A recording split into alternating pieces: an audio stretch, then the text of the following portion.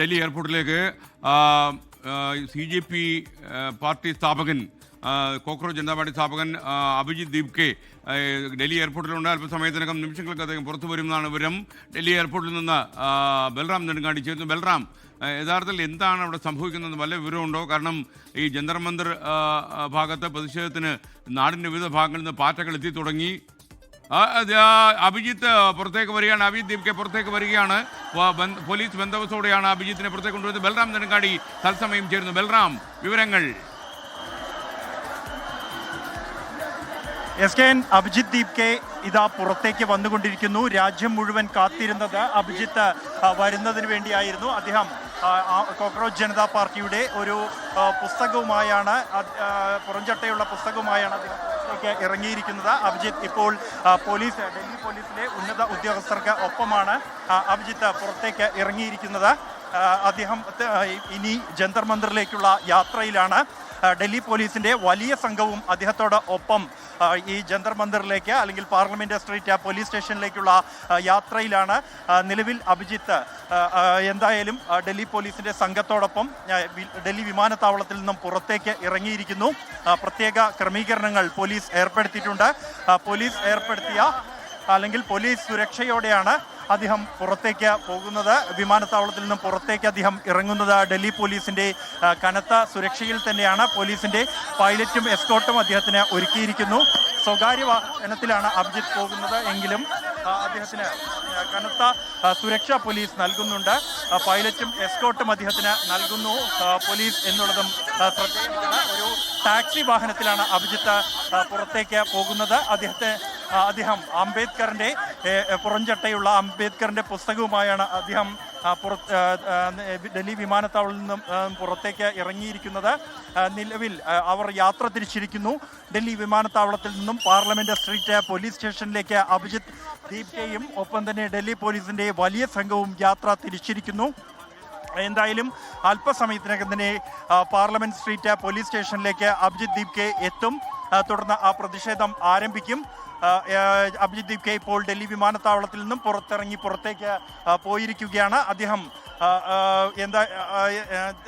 യുള്ള വാഹന വ്യൂഹം ഡൽഹി വിമാനത്താവളത്തിൽ നിന്നും പുറത്തിറങ്ങിയിരിക്കുകയാണ്.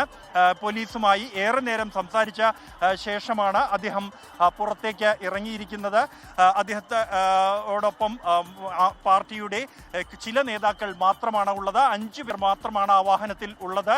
അംബേദ്കറിന്റെ പുറംചട്ടയുള്ള ഒരു പുസ്തകം മാധ്യമങ്ങൾക്ക് നേരെ ഉയർത്തി കാണിച്ചുകൊണ്ടാണ് അഭിജിത്ത് ഡൽഹി വിമാനത്താവളത്തിൽ നിന്നും പുറത്തേക്ക് ഇറങ്ങിയത്. മാധ്യമങ്ങളോട് പ്രതികരിക്കാൻ അദ്ദേഹം തയ്യാറായിട്ടില്ല.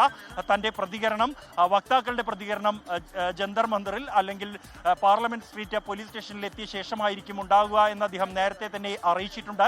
എന്തായാലും അഭിജിത്ത് ദീപ്കെ ഡൽഹിയിൽ എത്തിയിരിക്കുന്നു. അദ്ദേഹം വിമാനത്താവളത്തിൽ നിന്നും പുറത്തേക്ക് ഇറങ്ങിയിരിക്കുന്നു.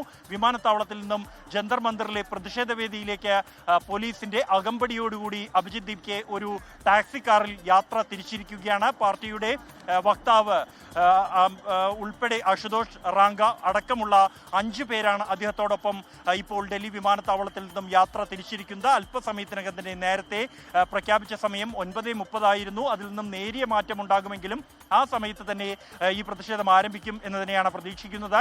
പ്രതിഷേധത്തിന് പോലീസ് അനുമതി നൽകിയിരിക്കുന്നു. 10 മണി മുതൽ വൈകിട്ട് 5 മണി വരെയുള്ള പ്രതിഷേധത്തിനാണ് ഡൽഹി പോലീസ് അനുമതി നൽകിയിരിക്കുന്നത്.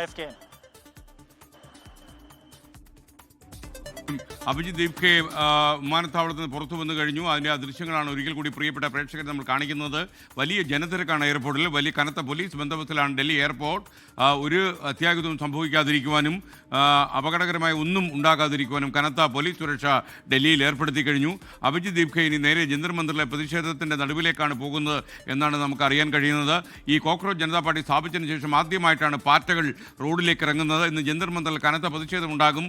അതുപോലെ CBSE പരീക്ഷയിലുണ്ടായ ക്രമക്കേടും അതുപോലെ തന്നെ വമ്പൻ അഴിമതി നടന്ന നീറ്റ് പരീക്ഷയുടെയും ധാർമ്മിക ഉത്തരവാദിത്വം ഏറ്റെടുത്തുകൊണ്ട് കേന്ദ്ര വിദ്യാഭ്യാസ വകുപ്പ് മന്ത്രി ധർമ്മേന്ദ്ര പ്രധാൻ രാജിവെക്കണം എന്നാവശ്യപ്പെട്ടുകൊണ്ടാണ് ഈ കോക്രോച്ചുകൾ ഡൽഹിയിൽ ഇറങ്ങിയിരിക്കുന്നത്. പാറ്റകൾ, അവരെ നമുക്ക് അങ്ങനെ എഴുതിത്തള്ളാൻ കഴിയുക. ചില പ്രേക്ഷകർക്ക് പറയുന്നത് പോലെ മറ്റുള്ള രാജ്യത്തെ ശക്തികൾ ഇവരുടെ പിന്നിലുണ്ട് എന്നൊന്നും പറഞ്ഞതുകൊണ്ട് കാര്യമില്ല.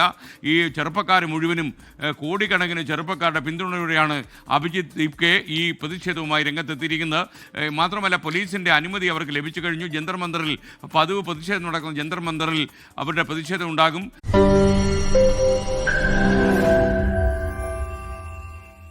ലോകത്തെവിടെയായാലും ഏത് സമയത്തും 24 വാർത്തകളും ഓഗ്മെന്റഡ് റിയാലിറ്റി പാക്കേജുകളും എക്സ്പ്ലെയിനറുകളും വിശദമായി കാണാൻ ഞങ്ങളുടെ യൂട്യൂബ് ചാനൽ നിങ്ങൾക്ക് സബ്സ്ക്രൈബ് ചെയ്യാം.